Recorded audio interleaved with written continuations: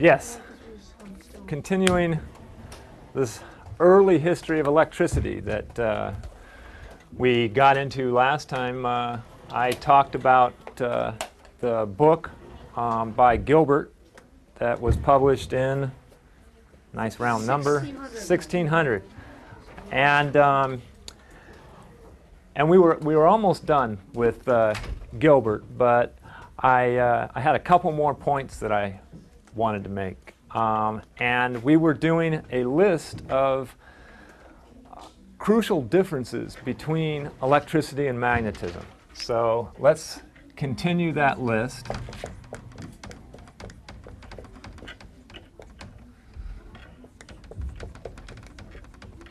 And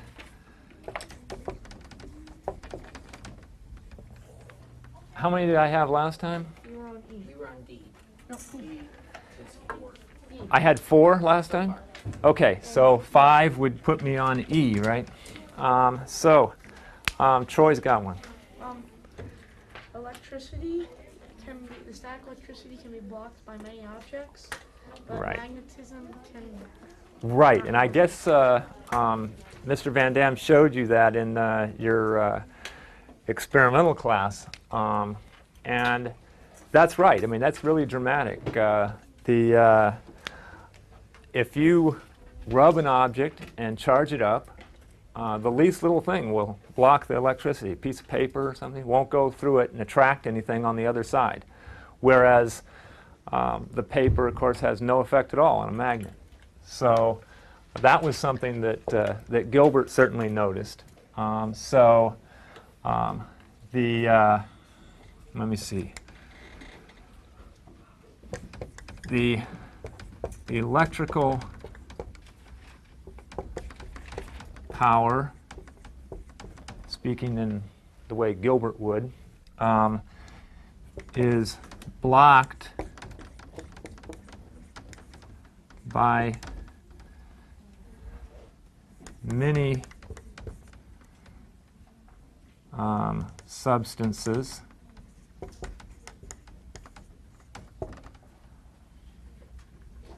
but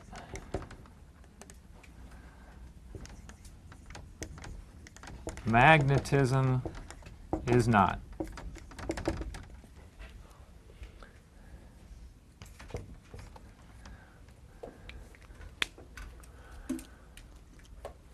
Now, I have one more that I was going to give you. Yes, Evan. Do you have something? Actually, I haven't really led up to this, so I don't expect you to guess it. So I'm just going to tell it to you. What do you think if you, well, I remember I did say one thing about the effect of amber. If you rubbed a piece of amber, okay, and charged it up, and then you heated it, say, do you think the temperature of the amber would change its electrical power, its ability to attract other objects? It turns out it doesn't. You can heat up the piece of amber, it doesn't make any difference. But if you take a magnet and you heat it up a lot, get it really hot, it loses its magnetism. Gilbert showed this. Troy. Wait, if you got it really cold, would it become more powerful? No. Oh. I mean, it would be to slightly. I believe that if it were colder, you could be made a stronger magnet. But it's not a dramatic effect. The dramatic effect that Gilbert noticed was when you heat it up intensely in a coal fire, say, it will lose its magnetism. So heat can destroy magnets, but has no effect on electricity.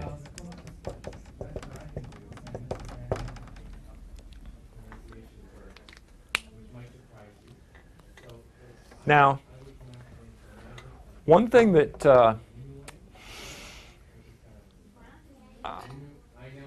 scientists learned much later, I'm going to skip ahead now and tell you something that Gilbert never dreamed of, but was discovered in the 20th century and has to do with this, this effect of heat on magnets. There are places on the Earth where molten iron bubbles up from the interior of the Earth. And this has been going on millions of years. Well, when the iron first comes to the surface, it's so hot, it's completely unmagnetized. Okay? But as it cools, in the presence of the Earth's magnetic field, the iron gets slightly magnetic, just lining up with the Earth's magnetic field. Okay? Now, the geologists have found these places where molten iron occasionally bubbles up, and they've looked at the various levels of iron. Okay? And at the bottom, you'll see iron that bubbled up, millions of years ago.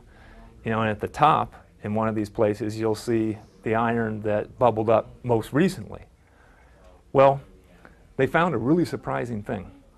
They found that the direction of the magnetic field in this iron changed from level to level. Okay, now what does that suggest to you? Why would, for instance, a certain strata of molten iron that bubbled up in the last couple of 100,000 years, say, the magnetic field is pointed one way. Now let's say you go back 1,000,000 years to the iron that bubbled up then, and the magnetic field is pointed the opposite way. Neve. Because the iron south pole tries to touch the north pole of the previous layer. Oh, that it's an interaction between the layers. No, the magnetic field of the Earth is the strongest effect here, not the previous layers of iron. But that's a good that's a good guess. Troy. With the precession of the Earth, the magnetic poles change? Well, it doesn't have to do with the Earth's precession, but you're right. What's going on here is that the actual magnetic field of the Earth used to be there were times when it was in the opposite direction than it's in now. That the magnetic field of the Earth, what scientists have discovered through these studies, is the magnetic field of the Earth is not constant. It reverses every now and then. And I mean, it doesn't happen real often. Actually, over the last 5 million years, it's reversed about 20 times. I guess. So every 250,000 years. So what was the North Pole of the Earth becomes the South Pole. And the South Pole becomes the North Pole. It slowly reverses and changes direction. Now, yes? So it reverses its magnetism? Yeah. I mean, the South Pole and North Pole flip. I mean, what happens is this takes place over, maybe a few thousand years. And the magnetic field of the Earth will actually pass through zero at some point. There won't be any magnetic field. And then it will go in the opposite direction. Drew. So like Canada will be like south of us? Oh, well, the Earth itself doesn't flip around. Well, no, Just I the know. magnetic field. Yeah, I know. So if But looking right, at a magnet- right. If you had a magnetic compass, the magnetic compass that we have today, would rather than pointing up toward northern Canada, would point down south toward the Antarctic. Sorry. So this could, like, magnets could be stronger at different times, like, is that, like, Well, certainly the Earth's magnetism is stronger at some times than it is at other times. In fact, it's getting weaker right now. Now, there turns out there hasn't been a magnetic pole reversal on the Earth for about 700,000 years. And the actual strength of the magnetic field of the Earth, though, in the last 100 years, scientists found it slightly decreasing. So we actually could be in the midst of one of these pole reversals right now. So it's an interesting tidbit about the Earth's magnetic field, that it's not constant. It has reversed many times in the past. Drew. So in the zero magnetic or whatever, where would the needle point? Would it just like rotate? Oh, well, I mean, let's say that we're in the middle of a reversal right now, and the reversal takes a couple of thousand years. Well, 1,000 years from now, you know, when it passes through zero, say, your compass wouldn't work at all. I mean, it wouldn't point in any particular direction because the Earth wouldn't be magnetic. So like if you had it like this, it'd just be rotating around? Yeah, I mean, it would just swing at random or point to, if there was a magnet around, of course, it would point at that. But it wouldn't respond to the Earth. So where do you bury the Chinese people then? Yeah, well, that would be a real problem. Okay.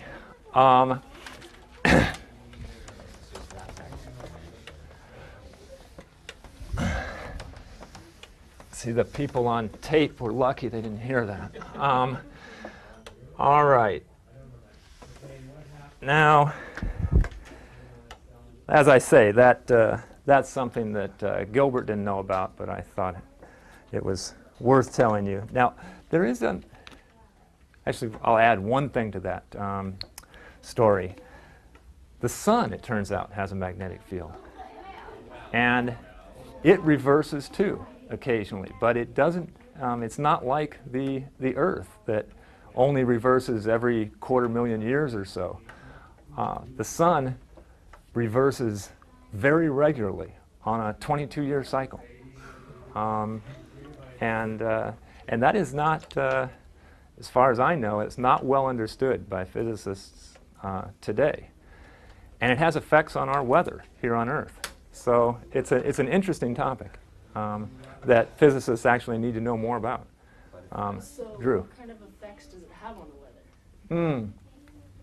weather? There's evidence that it actually affects the temperature on the Earth. This magnetic cycle on the sun. But exactly how that works is way beyond this class, and actually even beyond most scientists today, I think. Oh, the sun? yeah, like, Oh, I don't know where it is in its cycle now. I know it's a 22-year cycle, but I don't know. Okay. Well, so let's get back to the 17th century. And I want to tell you a few things that were discovered in the rest of the 17th century. Now, Gilbert's book opened the century in 1600, and then those of you who were in last year's class know that there was a tremendous amount of progress in science in the 1600s. I mean, Galileo, Kepler, Newton did their work in the 1600s. But the focus was not on electricity and magnetism. I mean, it was on discovering the laws of motion, discovering gravitation, finding out all kinds of things about astronomy, integrating that with what scientists were learning about physics. But there was relatively little progress in electricity. But they did find out a few things. And so let me tell you what happened in electricity for the rest of the 17th century. So you can just call this further discoveries in the 17th century.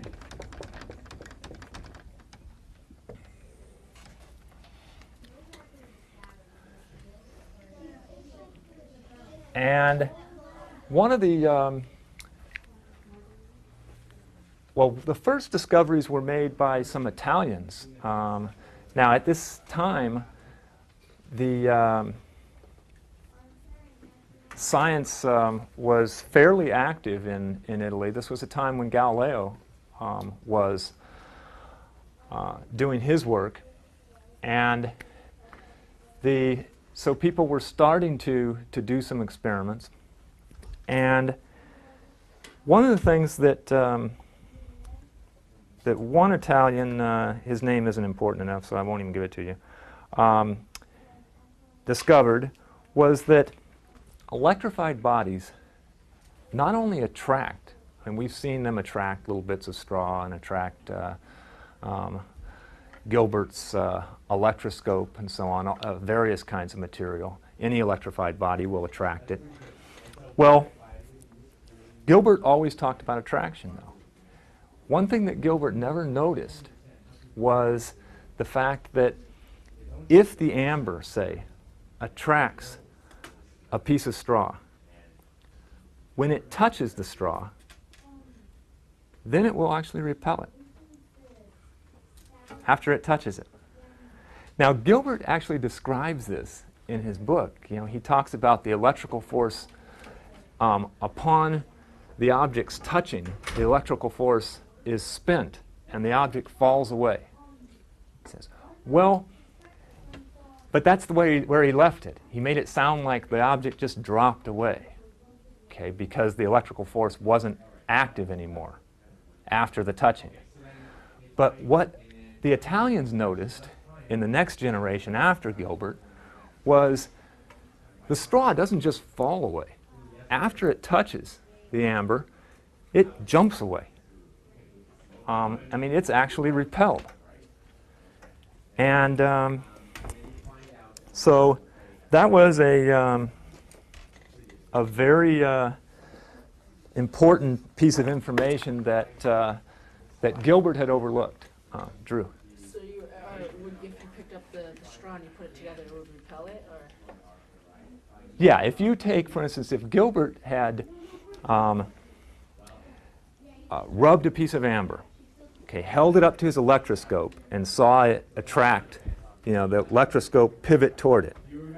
Okay, if he had let it touch, it's not that the electroscope just sort of falls away after it touches. It actually swings away. It will actually, and you can actually chase it with the amber. It will move away from the amber at that point. Troy? If you touched it again, would it start being attracted again? No. Okay. Yes. Do you think if can you make a helicopter out of that? Because like if you had like a contraption that spun. Oh, make something spin around using that. Non-gas powered. Yeah. I don't think you could make a good helicopter out of it, put it that way, or somebody would have done it. Well, can you explain to him that's exactly how a magnetic electric motor works? But it's done with a magnetic field instead of an electric field. Yeah, that's true. We'll get to that later. There is something like that. No, it's a real electric motor.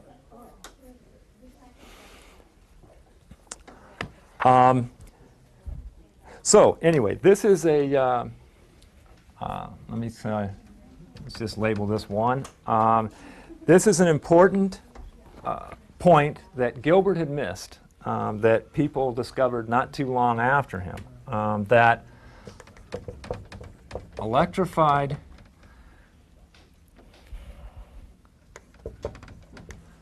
bodies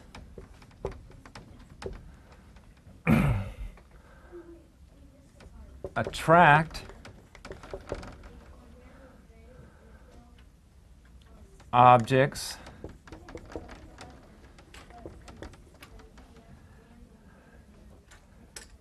and then after touching them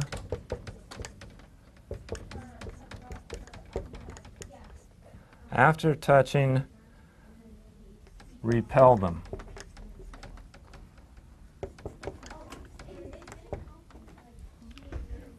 Troy. If you had it touch an electrified object, then you get another object and you electrify it, will it still be repelled or will it be attracted by the other? That's a great question. I'm going to get to that in a minute. And a really important discovery is going to be made by the guy who first thinks of asking that question.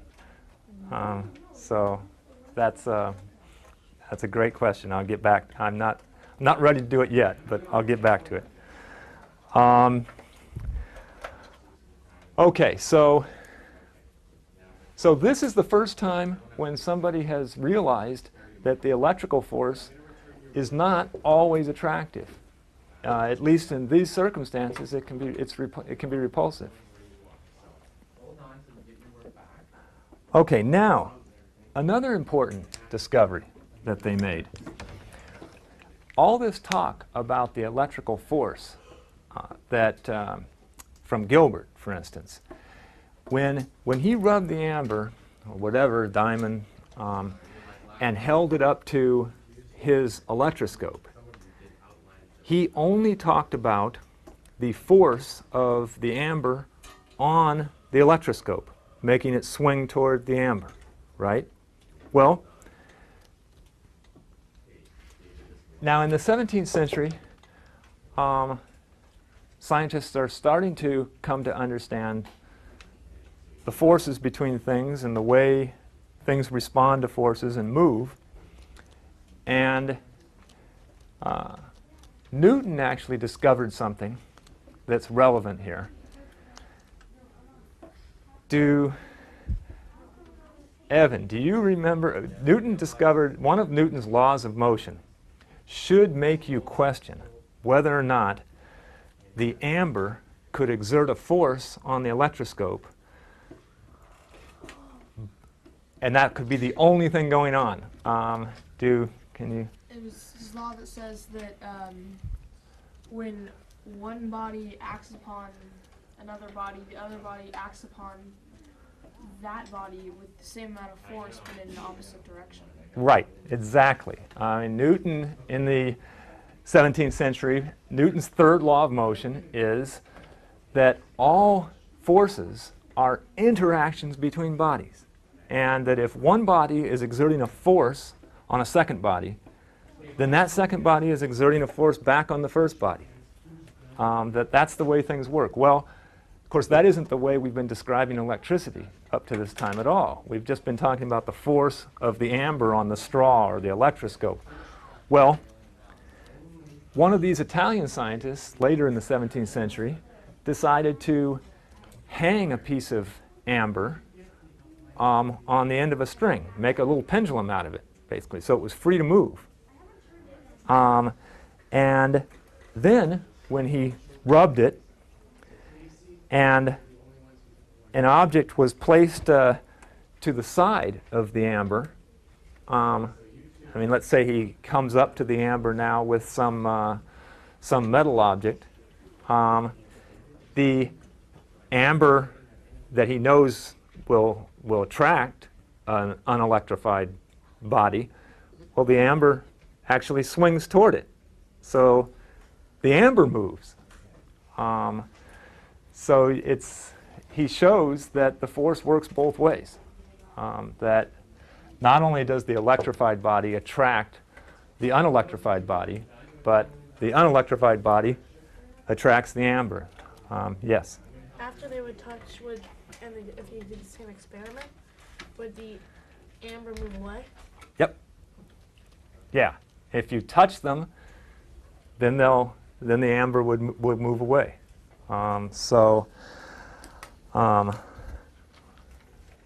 let's just say this electrical forces are, let's say, mutual.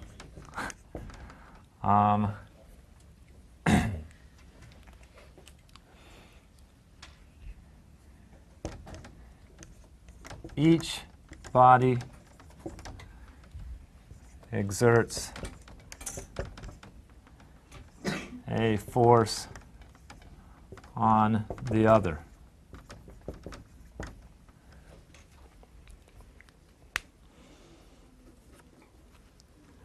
Yeah. Someone did this experiment with magnetism as well?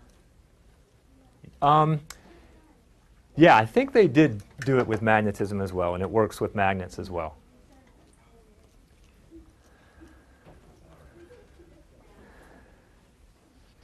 Okay, now, at this point, remember that Gilbert didn't believe that the air had anything to do with the electrical force. Do you remember the experiment I told you about last time where he convinced himself that for instance, the rubbed amber doesn't attract the straw by stirring up air currents that draw the straw toward it? That's what a lot of people had suggested. And Gilbert came up with an experiment that convinced him that that wasn't what was going on. Do you remember what it was? Daniel? It was the rubbed amber and the candle. Right, right. Yeah, he didn't see the candle flicker, and he thought it would if it was if the force worked by air currents. Well, that didn't entirely convince some people. So they, when the vacuum pump was discovered in the, was invented in the 1650s, people thought about doing the obvious experiment of seeing whether or not you could rub a piece of amber and put it in some kind of glass container, say, and see if it would attract even after you pumped the air out of that container. In other words, if there's no air, okay, in this container, where you have this amber and that you've rubbed, that you've electrified, and this other object next to it, will you still see the attraction, even in the absence of air? Now, obviously, if you do, then the air doesn't have anything to do with the electrical attraction. Well, the scientist that I mentioned at the end of last year, Robert Boyle, who was a friend of Newton's, he actually did this experiment and showed that the electrical attraction worked just fine even in a vacuum, no air.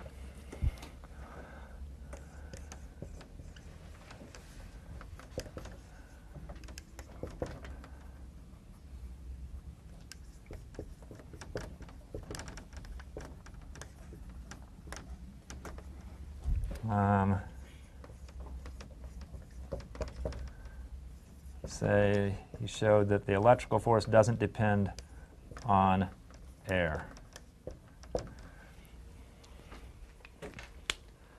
No air and it still worked. Now, by the way, why did people think that the air might have something to do with electricity, but not with magnetism? Nobody ever suggested that the magnet worked by pushing the air around.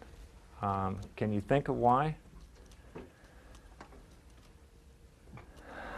Daniel. I might be wrong, but maybe because it had something to do with the fact that magnets only attracted iron, where amber attracted everything else. Yeah, that's a good argument. Actually, the other thing that influenced people was the shielding. The fact that you could put a piece of paper between the magnet and the iron, and it had no effect on the attraction. I mean, obviously, if it worked by drawing, if the magnet worked by drawing air to it, then if you put an object in front of, between the magnet and the iron, that should have an effect. So people never thought that air had anything to do with magnetism, but they did think that that was a possibility for electricity, and Boyle was the one that completely disproved, really conclusively disproved that idea by showing that electricity worked just fine in a vacuum.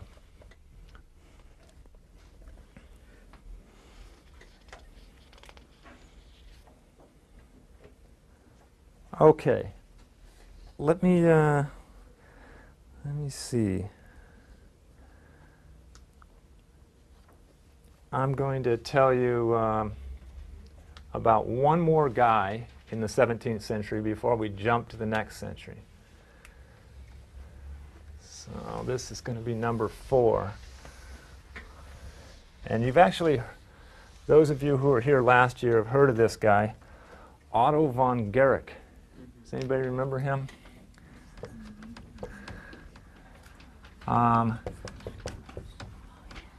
What do you know about Otto?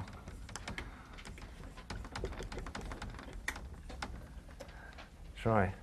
He was the person who did the experiments, like the vacuums and the ball and the Horses? Yeah. Yeah, right. This is the guy who actually invented the vacuum pump. And he, to demonstrate his vacuum, the astounding things that he discovered about the vacuum, he took a huge metal sphere. There's actually 2 hemispheres that he could attach, and then he could pump all the air out of it, and then unattach them.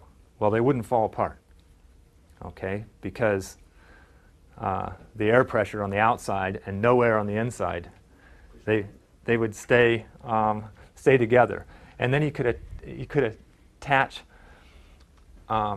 horses to each side, and the horses could try to pull these spheres apart, and they wouldn't. And they couldn't do it. And then he simply let the air back in, and the hemispheres fell apart. And this was a very dramatic way of showing the power of air pressure. Drew. So how do you attach the 2 hemispheres? Oh, I don't know exactly how he attached them. I mean, he probably just had, he probably used some kind of sealing wax or lubricant, and then just bolted them together, and then he could take the bolts off. Say, And he's Dutch, right? German. Oh, German. Yeah. Now, he was a busy guy. I mean, he was mayor of the town that he lived in, and he invented the first frictional electric generator, in addition to inventing the vacuum pump. So, invented the, call it frictional electric generator.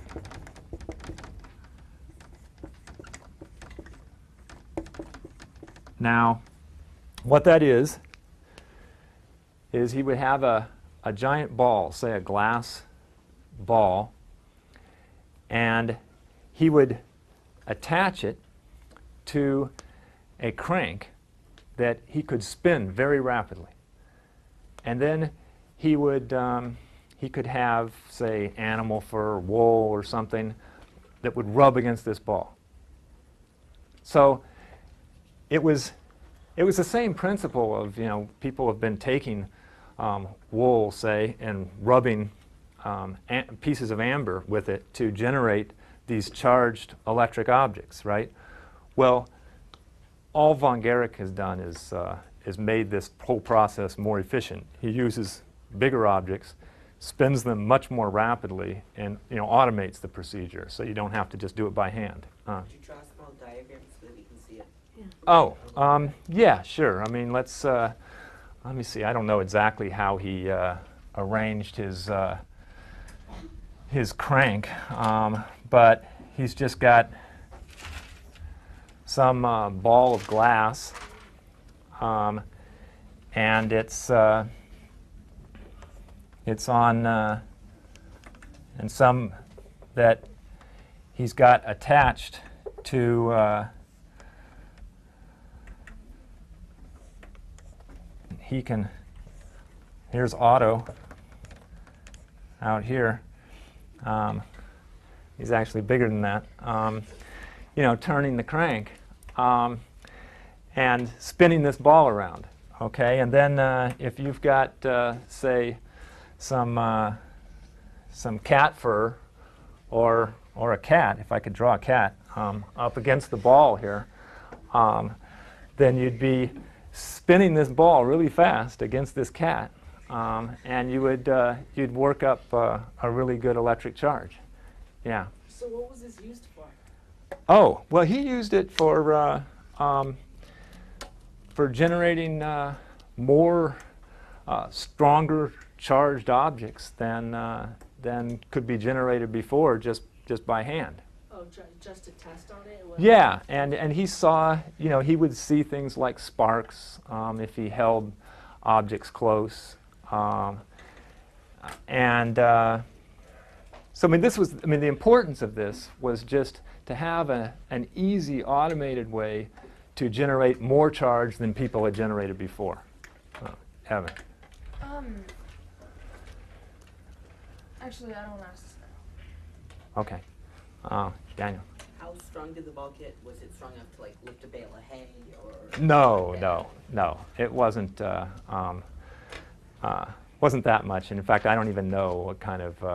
It was enough to so that you could draw good sparks off of it, where at a distance of maybe an inch or something, whereas you couldn't do that from the little pieces of amber people had rubbed before. Okay, now von Guericke did make. Now he didn't actually.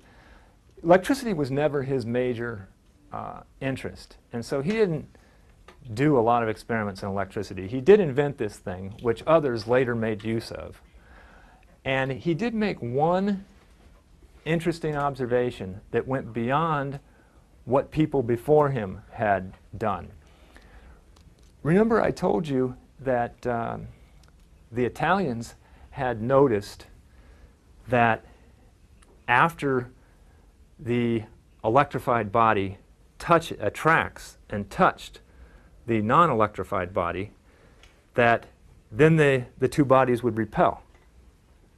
Well, what von Guericke added to that scenario was that if let's say he charges up his glass ball here, and then he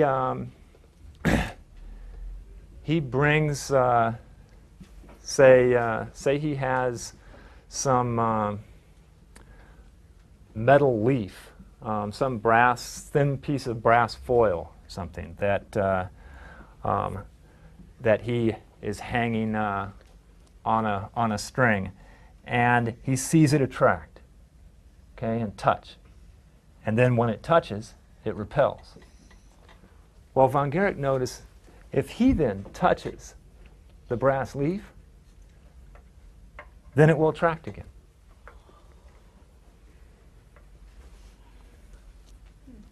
Pretty weird, huh? Yeah. Drew.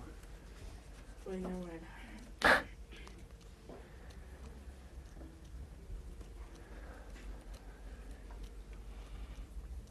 Is anybody coming up with a theory that will explain this yet? Drew. Maybe it's because when it touches, it becomes like some electricity or something goes into it, but when you touch it, it touches your skin and it releases from the brass. So it, I don't know. You are way ahead of Otto von Guericke. He never thought of that. Yeah, absolutely. That's what people are going to discover. Was it, so, what about static electricity? Well, that's what we're talking about. I mean, it's all static electricity in the sense it's we're just charging up these objects and then seeing how they interact. But we have this sort of complicated scenario now. I mean, at first, see, what Gilbert knew was just that, you know, the charged object here would attract, say, the brass leaf. But, you know, he didn't notice that after they touched the brass, it would repel. And then now von Guericke has added, you know, a third complication, that if he now touches the brass leaf, then it attracts again. Okay, and that's Drew is on to the explanation, but we'll see.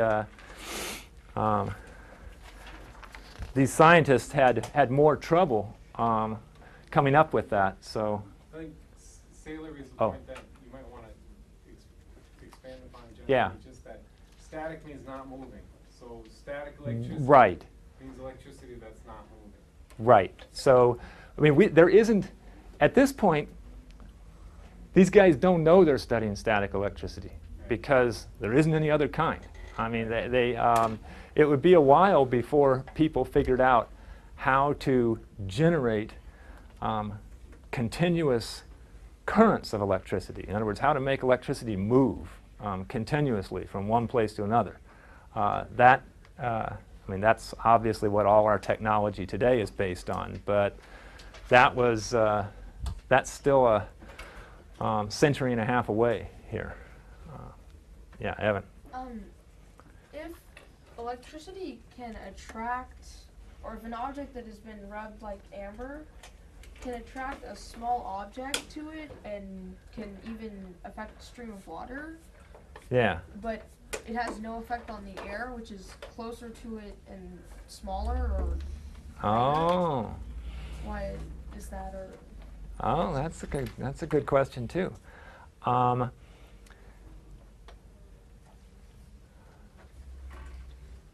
It's that's a tricky one to explain. It has to do with there's something different about the nature of air versus water that we will eventually get to, and by the end of this course. But right now, that's really all they can say. Now, but you're not. See, if the charged object is strong enough, like notice what I said earlier, that von Guericke saw sparks here. Okay, well, the air is playing a role there. We'll learn later. So you're not wrong about the air being affected by electricity. It turns out to be a little harder to affect it than it is with water. But that's a good question. Drew. Did he only like use like one fur? Did he ever try making it spin faster and using that fur to produce more? Oh, faster, Spinning, like, faster spinning and larger cats. Yeah, I'm sure he tried that. Like Pegasus. Okay, I'm already out of time, aren't I? So we will pick up with, well, I said we were going to get to this guy, Stephen Gray, and I thought we would, but he'll be next time. And he made some astounding discoveries.